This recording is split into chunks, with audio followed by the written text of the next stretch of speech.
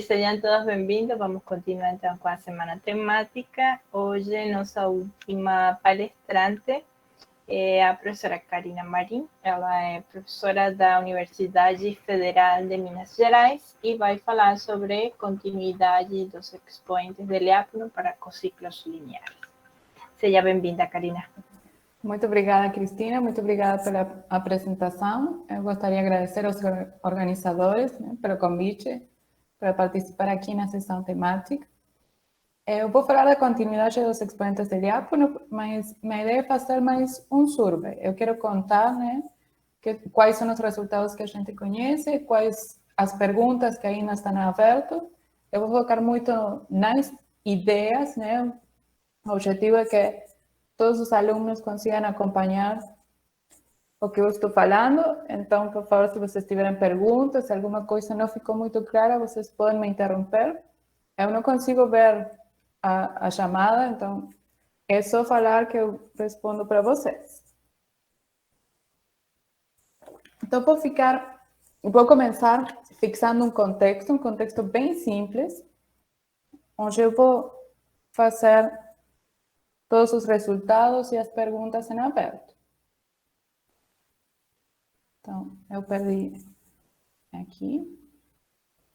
Então, eu vou denotar dessa forma sigma o x de 2 símbolos. Então, esse aqui é o espaço formado por todas as sequências que têm zeros e 1.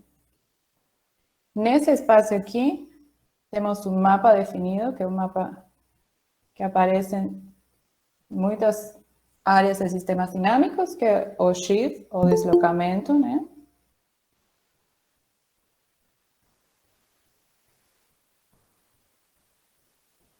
Que é simplesmente quando eu tenho uma sequência x sub n, vou trocar a notação. Se eu tenho a sequência x sub n, eu vou associar simplesmente a sequência agora, fazendo um deslocamento à esquerda xn mais 1. E nesse espaço aqui, eu tenho uma topologia, mas ainda é um espaço métrico, eu tenho uma distância usual. Eu não vou ser muito precisa, mas a distância que eu vou utilizar é essa distância aqui.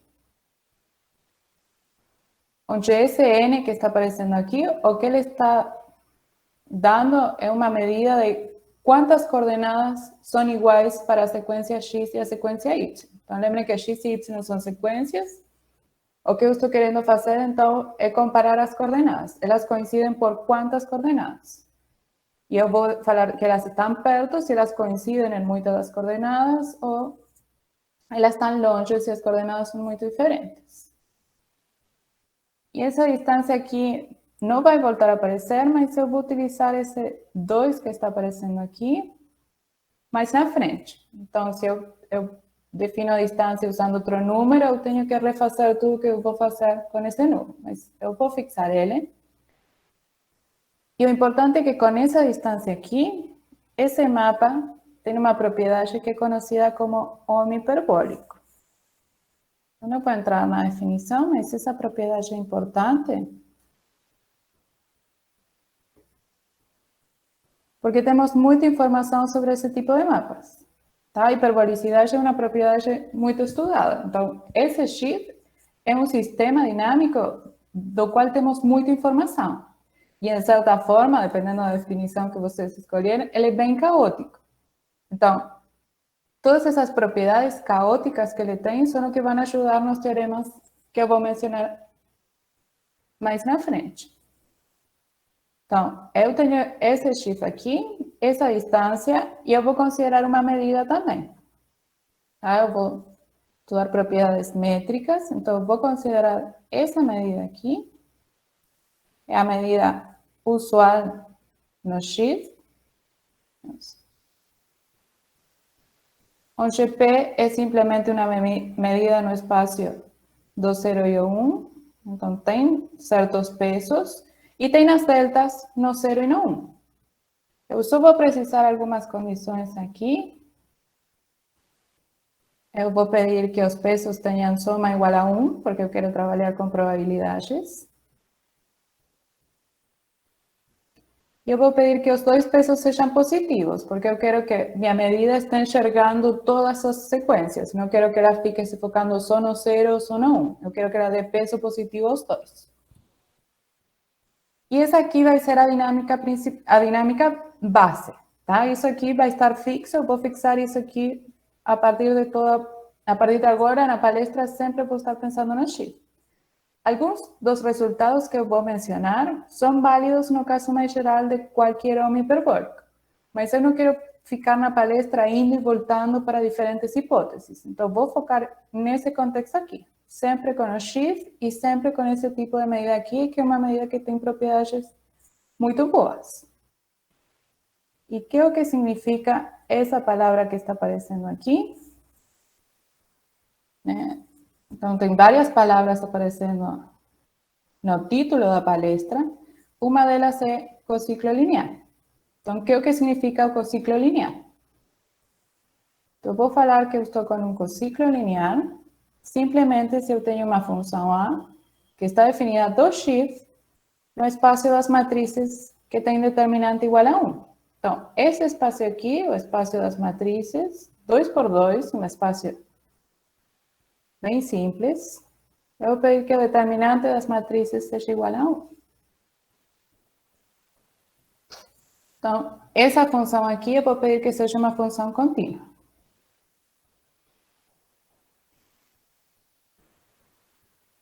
E sempre que eu tenho uma função dessa forma aqui, eu vou chamar esse A como cociclo linear. Então, cociclo linear vai ser simplesmente uma função que está definida 2x no espaço das matrizes 2 por 2.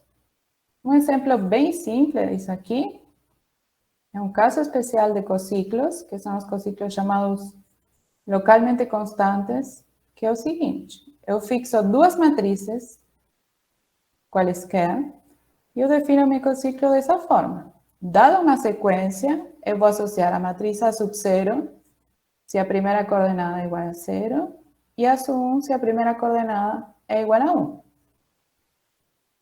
Então, esse aqui é um cociclo linear, essa função A, assim definida, vai ser contínua. Ela está indo do x no espaço das matrizes e depende só da coordenada 0 de minha sequência. E por isso recebem o nome de localmente constante.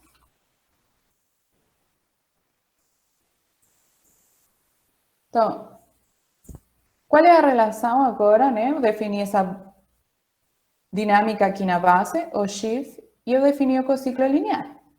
Eu vou relacionar agora esses dois. Então, o que o x vai me dar é uma forma de multiplicar minhas matrizes. Então, vou denotar dessa forma aqui o produto de n matrizes dessa forma.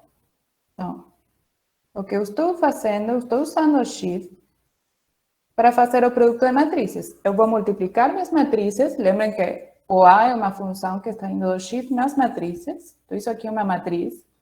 Eu multiplico sempre à esquerda e a regra que eu uso para multiplicar é o x. Eu sempre multiplico as matrizes ao longo da órbita do x. Então, essa é a relação que existe entre as duas coisas. Eu vou fixar aquela dinâmica na base e para qualquer cociclo eu vou usar essa regra que eu tenho do x para multiplicar minhas matrizes. E eu quero estudar o comportamento assintótico dessas matrizes aqui. Então, esse aqui é a segunda palavra que aparecia aqui no título, que era a noção de expoentes de Lyapunov. Então, o que significa esse expoentes de Lyapunov aqui no título? Eu já defini ciclos lineares. O que vamos fazer, então? Isso. O que vamos fazer, então, é definir expoentes de Lyapunov. Então, isso aqui é uma consequência do teorema de Fürstener-Kesten.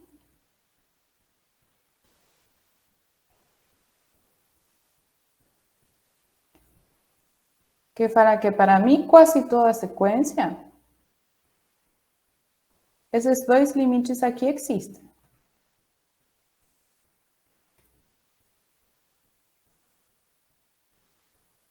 Então, o que eu estou fazendo? Eu estou multiplicando aquelas N matrices, fazendo a norma dessa matriz e estudando o comportamento quando eu faço N ir para infinito. Eu sempre comparo, né, taxas exponenciais, por isso aparece o log aqui. E a medida que eu fixei na base é uma medida muito boa, é uma medida ergódica, de fato. Então, esse limite aqui não vai depender do ponto x. Mi quase todo ponto, ele vai ser igual. E eu denoto dessa forma aqui. Observem que o x não está aparecendo. Então, isso aqui dá informação sobre o comportamento sintótico da matriz. Aqueles que estão fazendo o curso do júri, né, já escutaram falar bastante de expoentes de Lyapunov e sabem o importante que são essas quantidades aqui e toda a informação que podemos obter delas, da dinâmica, né, através delas. Então, o que queremos fazer é agora estudar expoentes nesse caso bem particular, no caso de cociclos lineares, quando minha base é aquele x e eu estou olhando cociclos de matrizes. A imagem da minha função A são simplesmente matrizes 2 por 2.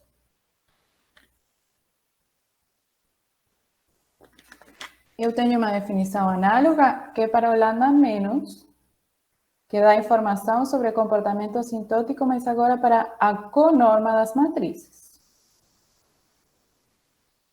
Então, uma definição análoga, só que agora eu vou olhar iterados para trás.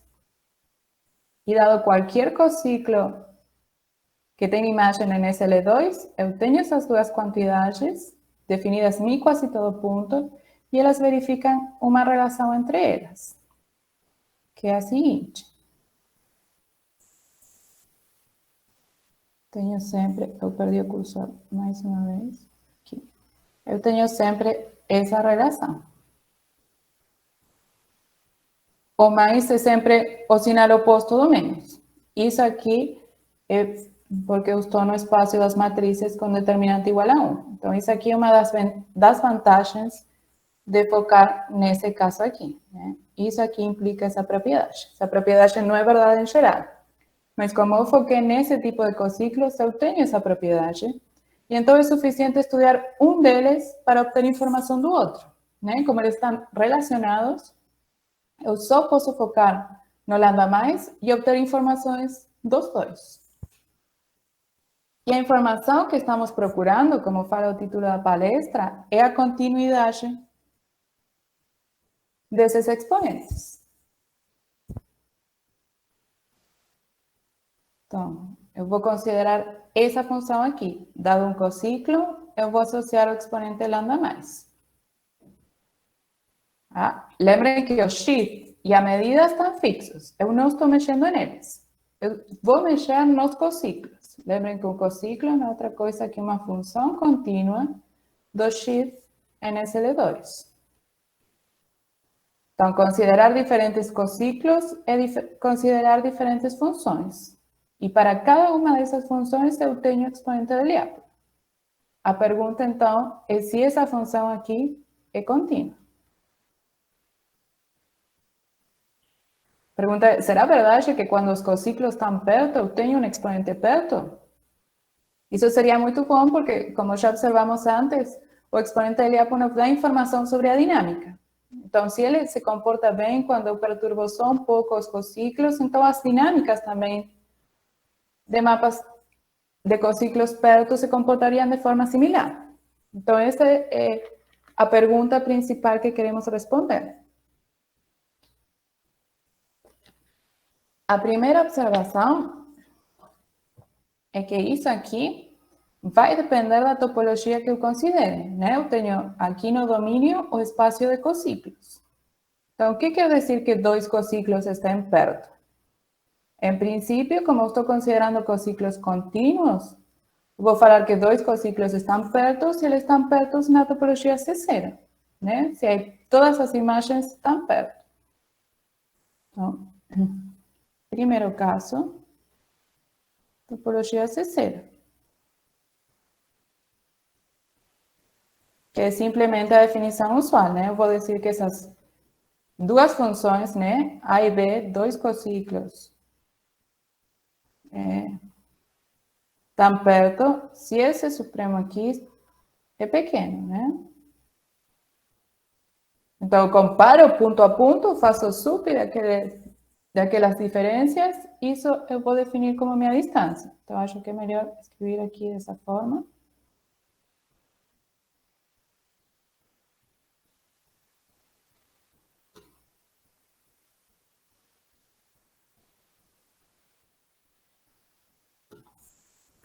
Estou com um problema no cursor aqui.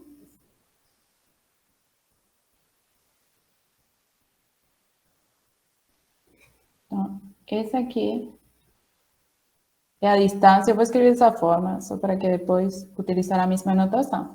Essa aqui é o que eu vou chamar de distância C0 de dois ciclos. Então, dadas duas funções contínuas, dessa forma, eu defino a minha topologia C0. E eu quero saber se essa função aqui é uma função contínua, onde agora eu estou colocando a topologia C0 aqui no meu domínio. E esse caso em particular é um caso que já tem sido estudado. Isso aqui é o teorema. Isso aqui foi o Bogi que provou, seguindo algumas ideias do Magné. E fala o seguinte: para que o cociclo A é C0 ponto de continuidade, se somente se eu tenho alguma das duas condições. O lambda mais coincide com a lambda menos, ou o cociclo A é hiperbólico. Então, não vou dar a definição de que significa um ciclo ser hiperbólico, mas se vocês sabem o que é um dífio hiperbólico, a definição é análoga, trocando o A, onde aparecia antes o diferencial do mapa. Tá? Existem duas direções, uma que contrai e uma que expande exponencialmente. E esses dois casos são os únicos casos onde o cociclo é um ponto de continuidade para os expoentes. Então, esse teorema aqui dá uma resposta completa de que acontece nessa topologia que eu fixei. Então, se eu fixei a topologia C0, então, esse teorema aqui dá uma caracterização completa. Essa função aqui, a pergunta dessa função, se eu tenho continuidade ou não, vai depender de se eu tenho alguma dessas propriedades ou não. Caso as propriedades não aconteçam, então, Boki provou que o ponto é um ponto de descontinuidade. Karina, sim. Aí o exponente de A no lambda mais é igual a menos o lambda menos ou é igual ao lambda menos? É igual a lambda menos. Aí eu tenho sempre, né? Eu tenho sempre essa relação aqui, como eu falei.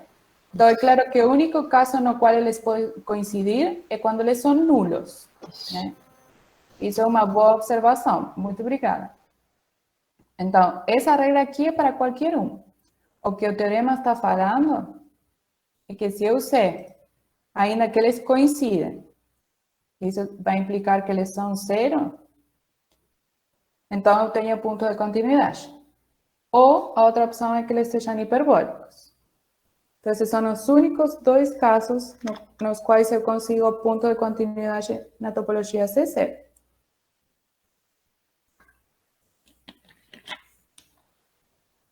Então, isso responde a pergunta completamente e fica a pergunta de que acontece se eu considero outras topologias, né? Voltando de novo aqui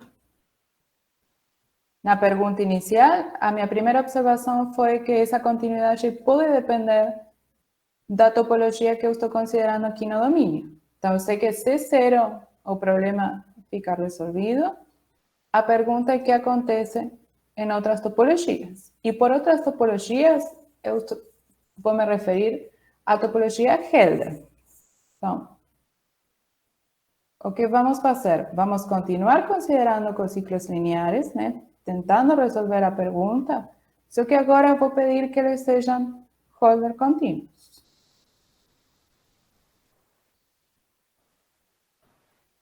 E eu vou fixar o exponente, né? O exponente Helder eu vou fixar sendo algum alfa fixo.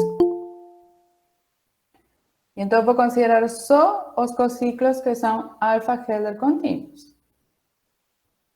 E eu posso definir agora uma distância C alfa entre esses dois mapas que vai depender da distância C0 entre os dois. E vai depender, eu vou escrever dessa forma aqui, eu não vou ser muito precisa, mas vai depender da constante Helder daqueles dois mapas. Então, observem que eu tenho uma informação a mais. Eu não estou só com continuidade, e mais ainda, eu estou adicionando aqui uma outra informação. Então, as topologias são diferentes. E a pergunta é olhar de novo a mesma função,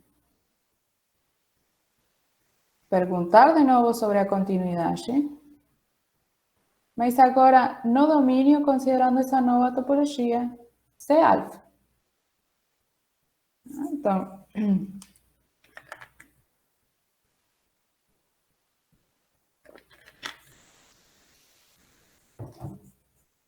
primeira observação. É claro que se a sub K está indo na topologia C alfa, né? Significa que essa distância aqui está indo para zero, né? Então, essa distância aqui tem que estar indo para zero. Então, em particular, isso aqui implica que a sequência está indo para zero na topologia C0. Então, eu posso utilizar a informação da topologia C0, eu posso utilizar o teorema de Boki-Mañé para concluir que esses dois casos, lambda mais igual a lambda menos igual a zero, e A hiperbólico, ainda são pontos de continuidade agora na topologia C alfa.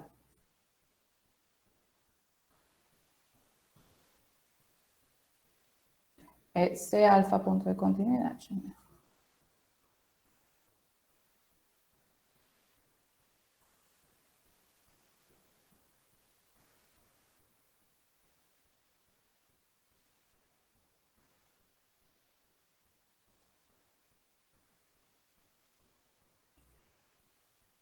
Lembrem que na topologia C0 eu tinha a volta aqui também. Agora eu não vou ter a volta não sigue o teorema de Boki-Mañé porque as topologias são diferentes.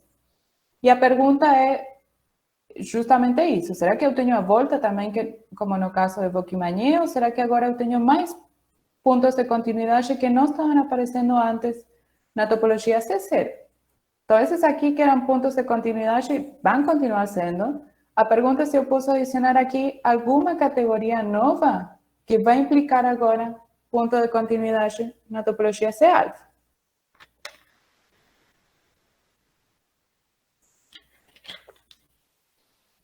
E uma das primeiras respostas, um dos primeiros exemplos tentando dar uma resposta em relação a isso aqui, é um exemplo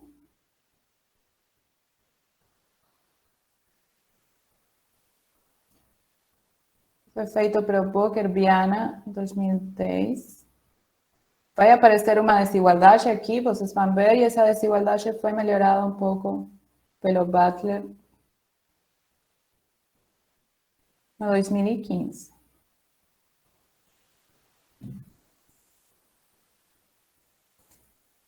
Então, esse exemplo é o seguinte, eu vou estar com duas matrizes. Observem que uma matriz é a inversa da outra. O eta aqui eu estou fixando uma constante maior do que 1. E eu vou definir o cociclo como definia antes, né? Sendo localmente constante. Então, defino usando essa regra aqui. O ciclo depende só da condição inicial. Isso aqui é C. Minha medida, a medida que eu fixei antes. Lembrem que a medida que estava na base, a medida do shift, era essa medida aqui. Onde o P estava dando peso P sub 0 a coordenada 0 e peso P1 a coordenada P1. Então, é um bom exercício para aqueles que já fizeram um curso de teoria ergódica, tentar calcular o exponente de Lyapunov desse ciclo aqui. Esse exponente de Lyapunov vai ser exatamente essa quantidade. Lembre que para calcular o exponente de diácono, eu ia fazer o produto das matrizes. Só que eu tenho só duas matrizes. Então, eu vou fazer produtos dessa A sub 0 e A sub 1, e a ordem na qual aquelas matrizes aparecem vai depender da sequência, né? Então, esses pesos que aparecem aqui, o que estão dando é exatamente isso, né? O exponente vai depender de quantas vezes apareceu o P sub 0 e quantas vezes apareceu a coordenada 0 e quantas vezes apareceu a coordenada 1. Em particular, se eu pego os pesos diferentes, eu vou ter que esse exponente aqui é diferente de 0. Então, deixa eu escrever aqui. Então,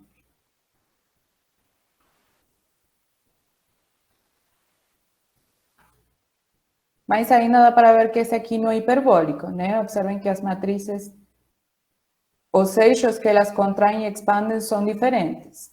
Então, eu não estou em nenhum desses dois casos, né? Onde eu já tinha informação. É um exemplo que está em um caso, mora num mundo onde eu não sei, em princípio, se eu tenho continuidade ou não. E o que o Walker-Viana e o Butler provaram para esse exemplo aqui foi que se o eta, aquele eta na matriz, é maior ou igual que 2 a la 2 mais alfa, então o A esse alfa ponto de descontinuidade. É um exemplo de descontinuidade. Tá? O único que eu preciso é essa condição aqui. Então, tenho um exemplo, mesmo na topologia C alfa, mesmo que eu estou pedindo maior regularidade, ainda existem cociclos que são descontínuos. Então, não posso esperar que todo o espaço dos cociclos sejam contínuos. Tem que aparecer alguma condição que me dê informação sobre o que acontece. Mas eles só conseguem um exemplo com essa condição aqui, né? Não dá para achar um exemplo em geral. O exemplo fica dependendo dessa condição aqui. Então, o importante é tentar entender o que essa condição aqui significa. Aí, na época daquele exemplo, o Marcelo conjecturou que essa condição seria o ponto determinante, né? Essa condição me dá descontinuidade, mas se eu não tenho essa condição, eu deveria ter continuidade. Aí, nessa direção, temos um teorema que eu vou anunciar agora, mas eu quero explicar um pouco antes o que significa essa condição aqui. Eu acho que isso aqui está errado, né? Está quadrado. Mas deixa eu... Aqui. Então, o que essa condição aqui significa? Isso aqui não é outra coisa que a norma da matriz A sub 0 vezes a norma da matriz A sub 0 a menos 1. Observen, lembrem quem é a matriz A sub 0. É claro que a norma vai estar dado pelo eta, o eta é maior que 1, e a inversa do A sub 0 é o A sub 1. Então, a norma também está dada pelo eta. E de forma análoga, eu tenho essa condição para o A sub 1.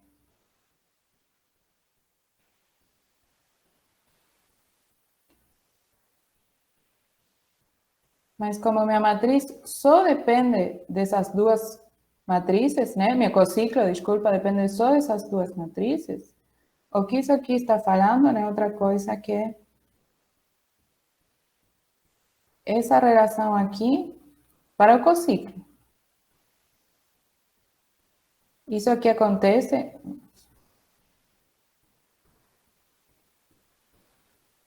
para todo x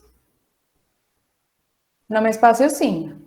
Então, essa é a condição que está aparecendo. É uma condição na norma da matriz e na norma da inversa para todo elemento no X. Então, a pergunta é, se eu não tenho essa condição aqui, se eu tenho que esse produto aqui é menor, será que eu tenho continuidade? Porque, como eu falei antes, o que estava dando a descontinuidade aqui era essa condição, era essa desigualdade aqui. Então, o que acontece se eu tenho desigualdade contrária? Então, essa pergunta foi respondida Pero Lucas...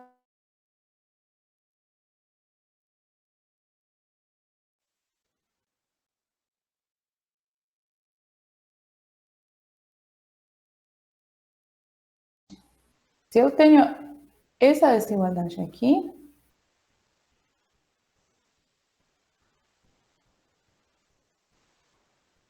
então eu tenho continuidade.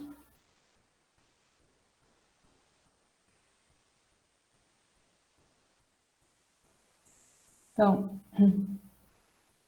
tem várias observações em relação a isso aqui.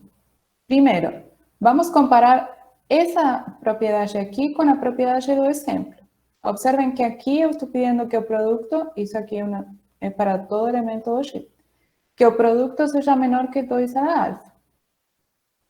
No exemplo, o produto era maior ou igual que 2 a la 2 alfa.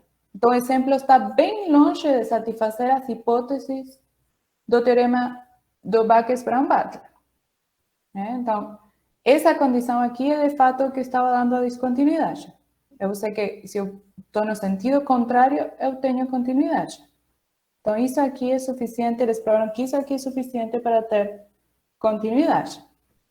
Essa condição aqui é chamada de Fibber-Banchel.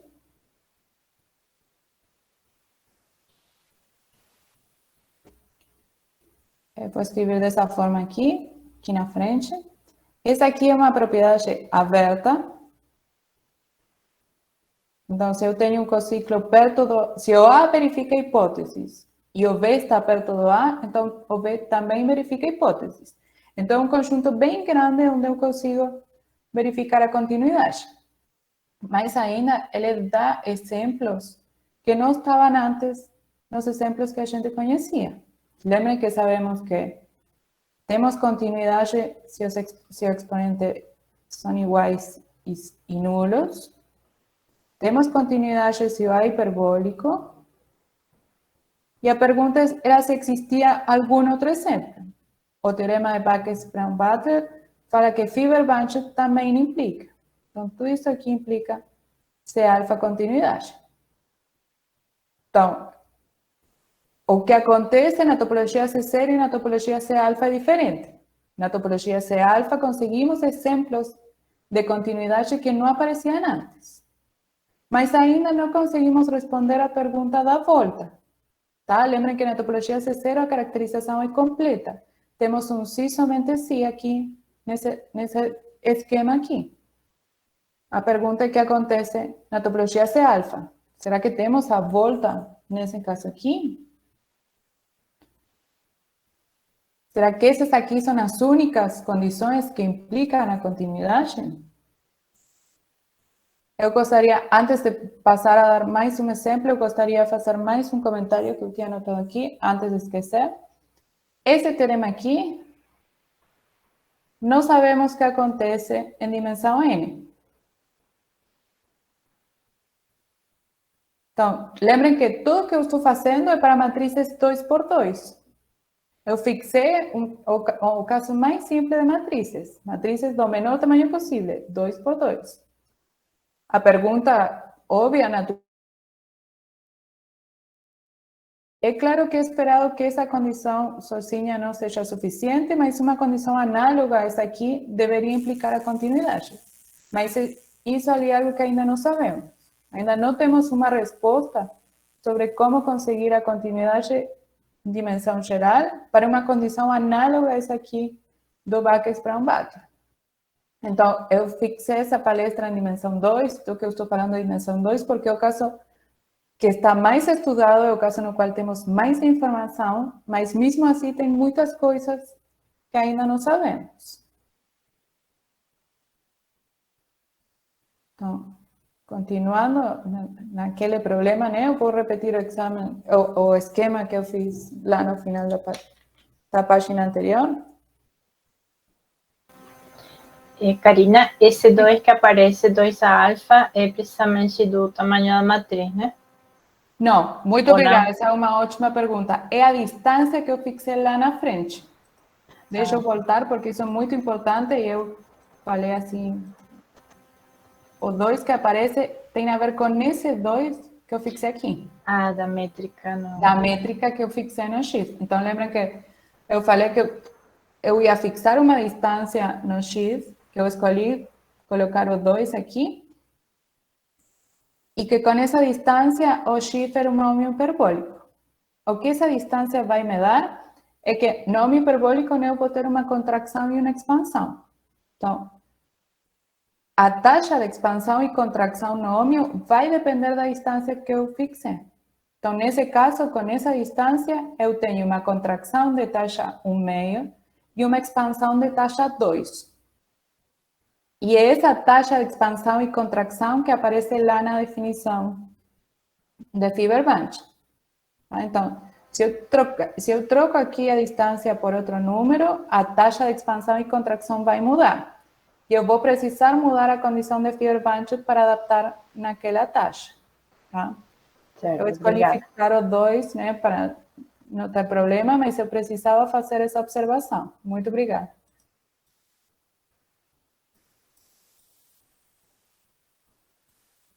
Então, esse 2 do exemplo também vem de lá, né? Eu estou sempre com aquela distância fixa. Então, esse 2 aqui e esse 2 aqui, porque eu estou comparando a norma das matrizes com a expansão e a contração na base, no X que eu fixei.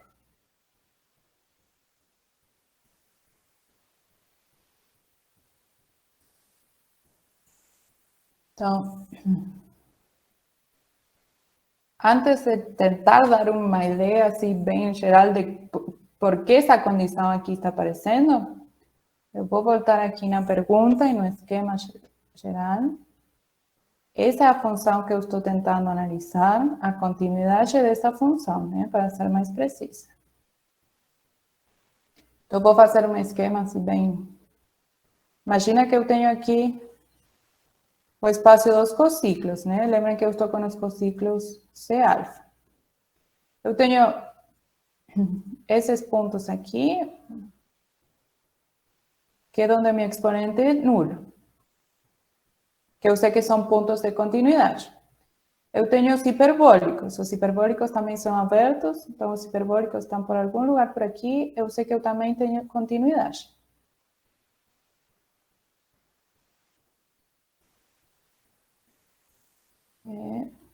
Agora, pelo teorema do Backus-Braun-Butler, eu sei que os Fibonacci também são pontos de continuidade. Eles também são abertos, então tenho outros abertos aqui. Onde eu também tenho continuidade. E eu tenho aquele exemplo que eu mencionei do Boker-Viana, onde eu tenho descontinuidade. Então, tem pontos aqui, tem aquele ponto aqui, né, que é um ponto de descontinuidade. Ele está longe dos conjuntos amarelos.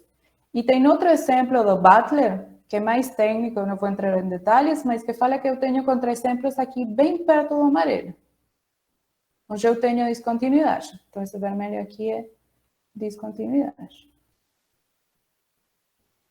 E o objetivo, então, é entender o restante dessa figura, que é o que tem lá fora. Será que tem só descontinuidade aqui? Será que esses três cores aqui, azul, verde e amarelo, são os únicos pontos de continuidade que eu tenho? Em um resultado em conjunto, esse aqui é um exemplo que eu fiz com a Catalina Freixo. É análogo ao anterior, eu vou estar com duas matrizes. Eu não vou dar o exemplo completo, mas eu estou com uma matriz hiperbólica, igual que no caso anterior. E agora estou com uma matriz que é uma rotação. Porque R alfa não é uma boa notação, R teta. E o teta a gente escolhe para que verifique todas as propriedades que precisa verificar. O cociclo A, de novo, um cociclo localmente constante, definido a partir desses dois. E esse A aqui é um ponto de continuidade. Então, eu fiquei sem cores aqui, mas esse aqui é C alfa ponto de continuidade. Mas o que é mais importante, ele não está em nenhum desses três conjuntos. Ele é um outro ponto de continuidade que aparece aqui fora. Então, esses três conjuntos aqui que estavam no início não determinam completamente a continuidade. Existem outros exemplos aqui fora que também são pontos de continuidade. Então, Está muito longe de entender qual é a figura geral, né? Qual é a caracterização. Essa é uma das perguntas ainda em aberto, mesmo em dimensão 2. Como consigo caracterizar completamente aqueles pontos de continuidade?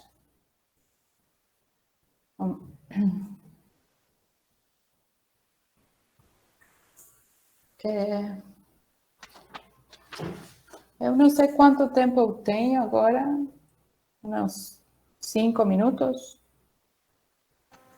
Não, ainda tem 15 minutos. Tá ótimo então. Então, vou tentar explicar qual é o problema, né? Por que provar continuidade não é tão simples? Por que precisamos esse tipo de condição aqui? O primeiro ponto é o seguinte, aqui a referência, se eu quiser ser muito precisa, é Fustemer e Ledrapierre.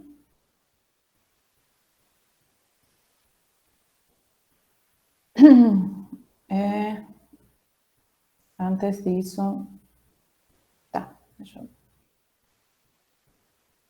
Que falam o seguinte, falam que aquele exponente positivo e aquele exponente negativo, eu consigo relacionar,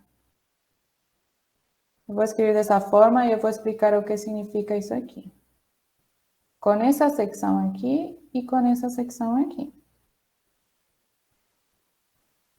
Então, o que é isso aqui? Essas secções aqui estão dadas pelo teorema dos Celedets. Esses aqui são elementos NR2, tá? Para isso aqui está definido mi quase todo ponto. O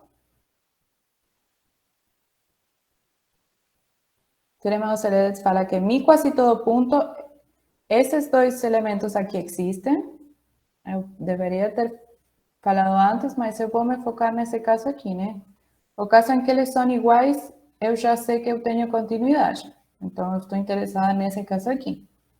Nesse caso aqui, tem um teorema, que é chamado teorema dos Celedets, que dá informação sobre essas duas secções.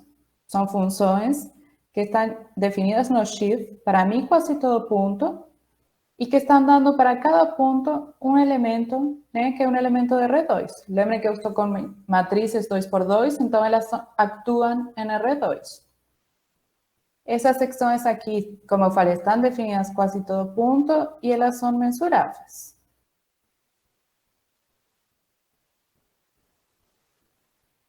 Isso aqui é os Celedets.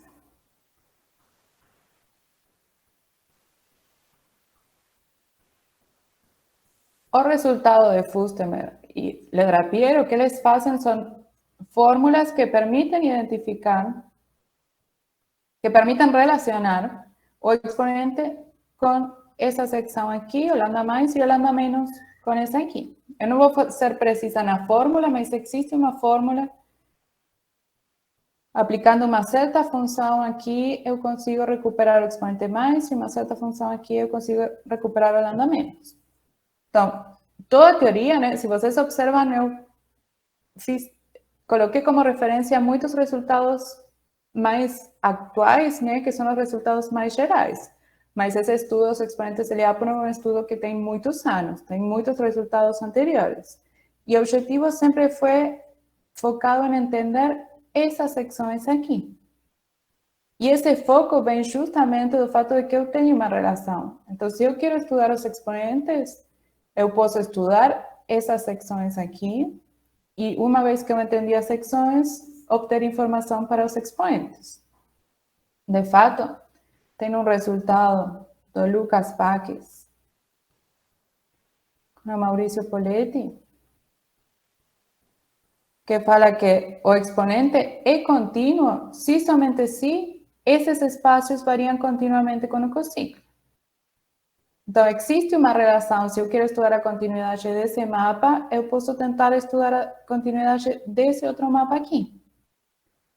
Isso vai me dar informação sobre a continuidade do expoente. O problema está em que essas secções aqui são mensuráveis, né? Como eu falei aqui. Vocês sabem que funções mensuráveis não são funções que se comportem muito bem. Então, O principal problema da continuidade vem em relação a esse fato aqui, ao fato dessas secções aqui só ser mensuráveis. Então, vou supor que eu estou com um ciclo A.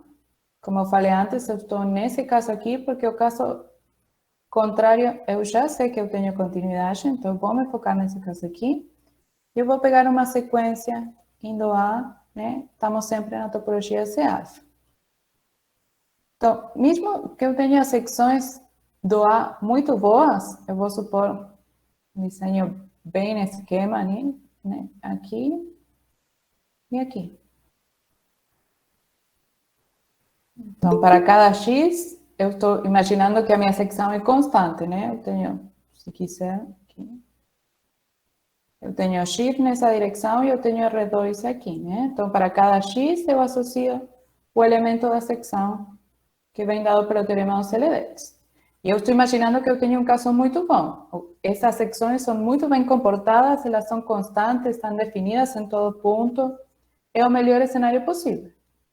Mas o que acontece é que essas aqui vão ter outras secções, né? E o único que a gente sabe dessas secções aqui é que elas são mensuráveis. Então, elas podem passar muito tempo aqui, depois muito tempo aqui, e fazer isso de uma forma muito esquisita que eu nem consigo desenhar, porque elas são mensuráveis. Então, o comportamento pode ser muito ruim, elas podem estar aproximando os dois. Eu quero continuidade. Eu gostaria, no mundo ideal, que esse aqui aproximasse o E mais do A. Isso que eu preciso garantir. Mas se eu só tenho mensurabilidade, então esse comportamento pode ser muito ruim. Eles podem estar se comportando de uma forma muito esquisita. Então, as condições que a gente coloca para ter continuidade, essa condição aqui de Fibber-Bunch, o que ela dá são ferramentas que permitem controlar esse tipo de comportamento. Então, Fibber-Bunch o que faz é controlar que esses aqui, os E mais do A sub K e o E menos do A sub K, se comportem bem, tá? Então, o único método que a gente tem, por enquanto, para provar a continuidade é isso aqui, é colocar condições no cociclo para garantir que as aproximações aqui, o E mais e o E menos do A sub K, se comportem de uma boa maneira. Então, deixa eu só escrever isso aqui. Então, Fibber-Bunch, de certa forma, controla o comportamento dessas sequências aqui. E é por isso que, nesse contexto, conseguimos garantir a continuidade dos expoentes. O exemplo que eu mencionei antes, que era o trabalho em conjunto com a Catalina, não usa a noção de Fibber-Bunch, mas usa uma noção mais fraca de Fibber-Bunch.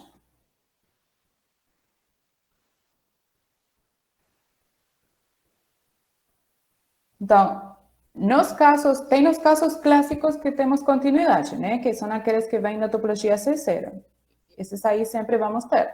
Mas na topologia C-alfa, os únicos dois exemplos novos que temos de continuidade são esses aqui. São qualquer Fibber-Bunch e o exemplo que eu mencionei com a Catalina. Os dois usam a mesma técnica, os dois usam uma noção de Fibber-Bunch que permite controlar aquele comportamento ruim que pode estar aparecendo.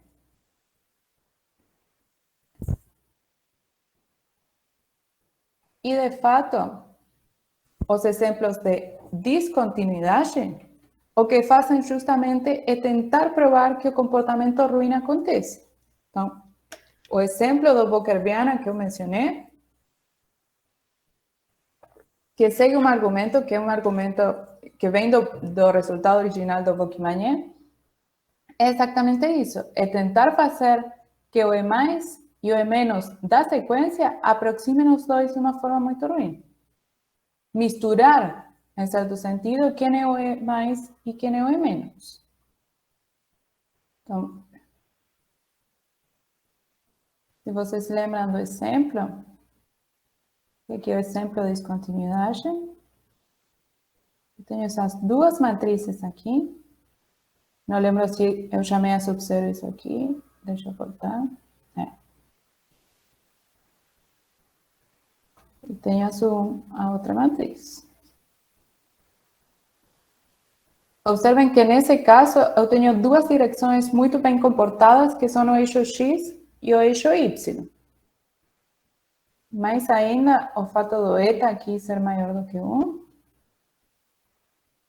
dá o seguinte, nesse caso aqui, né, a sub-zero e a sub 1.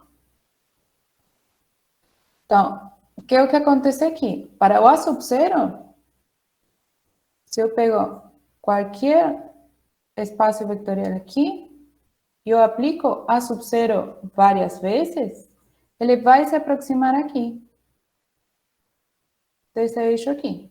Tá certo? Isso.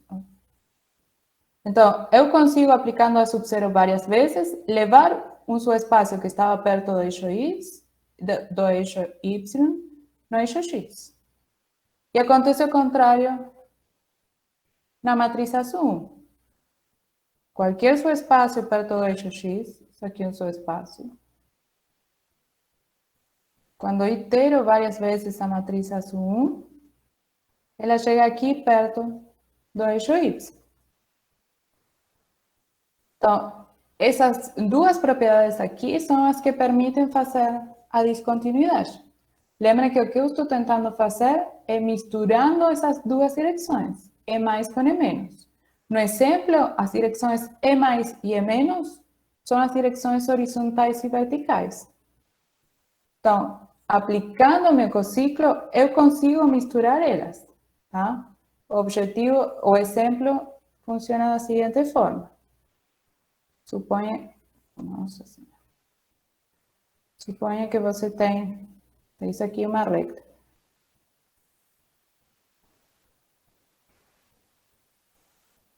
Suponha que esse aqui é o E menos e esse aqui é o E mais.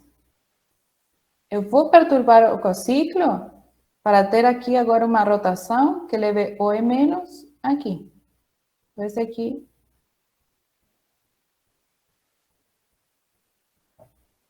é uma rotação de meu ciclo E menos. Eu vou aplicar agora a minha matriz azul 1 e vou chegar aqui perto. E o que eu vou fazer é uma nova perturbação agora para rotar de novo. Então, isso permite que eu leve o E menos no E mais, fazendo perturbações. Nesse desenho aqui, o que eu estou fazendo, e com esse novo sequência A sub K, estou aproximando tanto o E mais como o E menos. Numa hora eu estava no E menos, apliquei o ciclo mais um pouco, cheguei perto do E mais.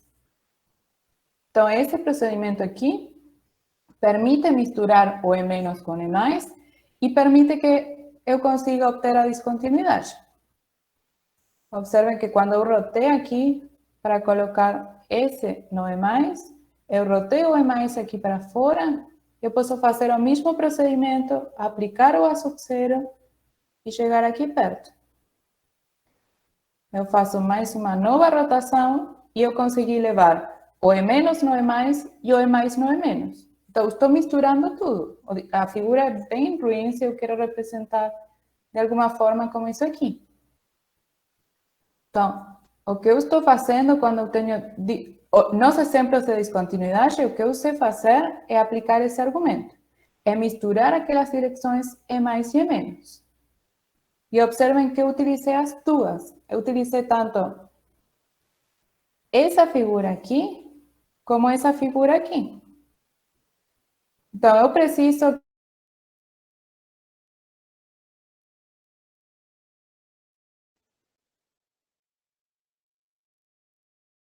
esses exemplos de descontinuidade, onde conseguimos fazer perturbações para misturar E mais e E menos, mas usando fortemente que eu tenho esse desenho aqui em verde e esse desenho aqui em vermelho. Tem um exemplo bem simples, que é esse exemplo aqui. Eu vou estar de novo no localmente constante, só que agora eu tenho uma hiperbólica e minha sum é a identidade. Meu ciclo de novo, né? É esse ciclo aqui. Então, observem que é diferente do exemplo anterior, porque o exemplo anterior a matriz A1 também era hiperbólica.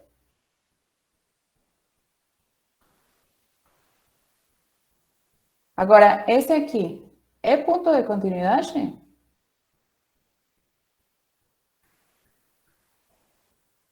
Eu não posso repetir o argumento anterior, porque eu não tenho essas duas figuras. Eu tenho a figura do lado esquerdo, mas do lado direito eu só tenho identidade.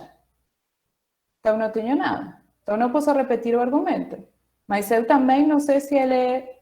Eu consigo colocar condições no ETA para que ele não seja Fibonacci.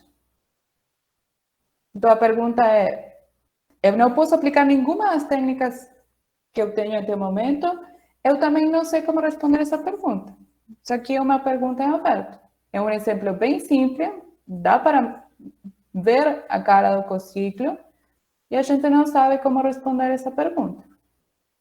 Então, o problema de continuidade é mesmo naquele caso bem simples, que eu fixei o X, que eu fixei matrizes 2x2, ainda tem muitas perguntas que a gente não sabe a resposta.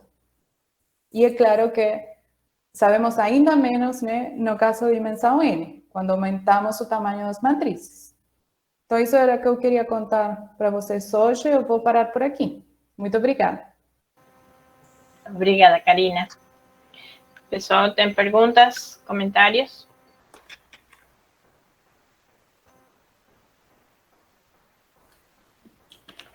Karina, como a gente tem vários alunos aqui participando, você poderia dar alguma referência para eles começar, se iniciar nessa área? Tem duas referências. A primeira é uma referência mais na direção dessa palestra aqui, sem entrar em muitos detalhes, contando quais são as coisas que sabemos e quais não, mas indo um pouco, bastante mais além do que eu fiz, né? Eu foquei só no X, mas que passa se na base tem outro elemento, tem outro tipo de função. Deixa, eu perdi o cursor de novo. Aí, tudo isso está feito bem escrito e comentado no survey do Marcelo Viana, que foi publicado. A quantidade de símbolos depende do número de matrizes que você está considerando, né? Isso. Aí, tudo que eu falei dá para fazer com qualquer quantidade finita de símbolos. Eu só fixei em 2, né, por conveniência. Mas o caso de infinitos símbolos é outro universo totalmente distinto. Adriana Sánchez trabalhou na tese dela com isso. Então, tem um survey de exponentes de Lyapunov do Marcelo que foi publicado no Ergodic Theory and Dynamical System, onde ele faz um resumo muito mais completo que eu fiz, considerando diferentes mapas na base. Então, talvez vocês não acharam muito interessante considerar o X, mas tem outros problemas com outras dinâmicas na base que talvez vocês podem achar interessante. E mais na linha do contexto que eu falei agora, tem no livro do Marcelo, né, de Lyapunov Exponent.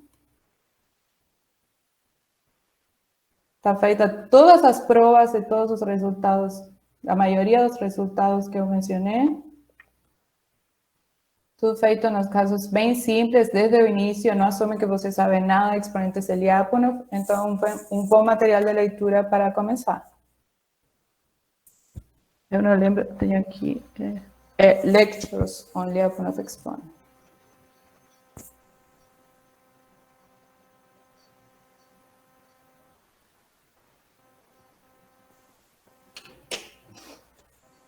Certo, obrigada, Karina. Não. Alguém tem alguma pergunta, algum comentário?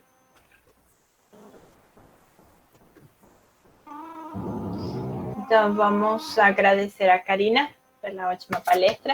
Muito obrigada, Karina. Obrigada por ter aceito o convite. Alan, pode ir para a gravação.